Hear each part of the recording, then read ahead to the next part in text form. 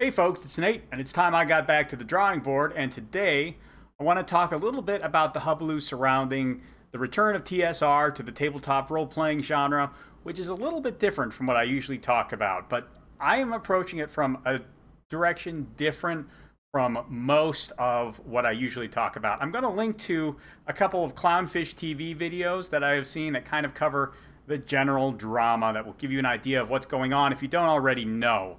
Suffice it to say, I am aware that this is probably some kind of counter-marketing claim coming from Hasbro or somebody at Wizards of the Coast that is trying to keep the value of D&D and Wizards of the Coast as a product high, probably because Hasbro is looking to sell them. You can hear more about that from Clownfish. It's an interesting situation, but I want to look at it exclusively from the viewpoint of what Ernie Gygax is trying to do and why I think it's important as creators to give him that space and value that kind of thing. See, Ernie is trying to bring back a kind of role-playing game that has kind of gone by the wayside. And it's tough to tell exactly what he means by that just from the hullabaloo.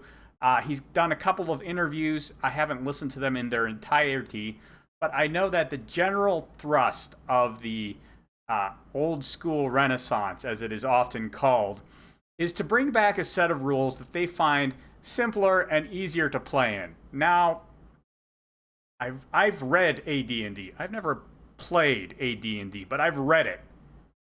It is not a simpler rule system. Let me start by saying that. Objectively, it is not a simpler rule system, but it is a rule system that allows them to easily create the outcomes they want to create. And that is important. And I will talk about that some more, probably in another video next week. I don't want to talk about that right here. Because what I think is important is that Ernie is trying to bring back a style of storytelling that he misses. And he is being shamed for that. Again, maybe it's organized opposition. Maybe these are a handful of very noisy, real people. There are a handful of people in every genre on Twitter who will just make a stink and make your life miserable. A friend of mine who runs a podcast on kaiju is dealing with this right now. Not so much himself, but another kaiju fan, luminary figure in the kaiju fandom is dealing with this as well. And I think it's important to keep in mind, regardless of what you think about the things that Ernie may or may not have said, it's important to keep in mind that these people are not allowed to control the kind of stories you want to tell. See, Ernie is making a set of rules for storytelling. He is not controlling the stories people will tell with those rules. This is something that anyone who has game mastered already basically understands. When you crack open your rule book for whatever tabletop role-playing system you are using, everything in there is pretty much optional. You are telling a story, it exists primarily up in your head first. Any storyteller worth their salt understands that. And there's a lot of interesting things about that to be examined. One of them is that no, I'm not going to go into that. I have a lot of thoughts about tabletop role-playing systems and how they are approached. I'm trying to leave them aside right now. What's important to recognize is that the person who is setting up the game is the one who will ultimately be telling the story. And he is the one who is choosing the rules that will and will not be used when telling that story, just as you are when you are writing a novel. And what Ernie wants to do is he wants to try and recodify a set of rules that is uniquely suited to telling the kinds of stories he wants to tell. This is just like Brandon Sanderson making up a set of rules for magic in Mistborn or the Stormlight Archives or any of his other fantasy novels. he is making a set of rules that are going to apply to the rest of that story. And that's exactly what a game master does too. However, there's only so much you can do in that. Brandon Sanderson also finished the Wheel of Time series, which was started by Robert Jordan. Robert Jordan made the rules for Magic in the Wheel of Time series, and Brandon could expand on them to a certain extent. He could, for example, add a new kind of magic, because there were several in the Wheel of Time, as I understand it. I've not actually read the Wheel of Time, because by the time I knew it existed, I didn't have that kind of time. I just said time way too many times in one sentence. Anyways, my point is Brandon could expand on that. He could tweak it. He could add new revelations to it. But he couldn't really break any of the existing rules. For starters, he was under contract to the Jordan estate, so I'm sure that somebody would have stepped in and said, no, we're just going to scrap this and have you do something else. Second, Brandon himself probably didn't want to. He seems to have been a very large fan of the Wheel of Time series. And third, the audience wouldn't have accepted that, because they've already read, gosh, I don't know how many novels by that point. I think 8 or 9. And they wanted the story they had already read to carry through to the rest of the story, which is a reasonable expectation for an audience. So Brandon was limited there, but he could still tell the story he wanted to tell.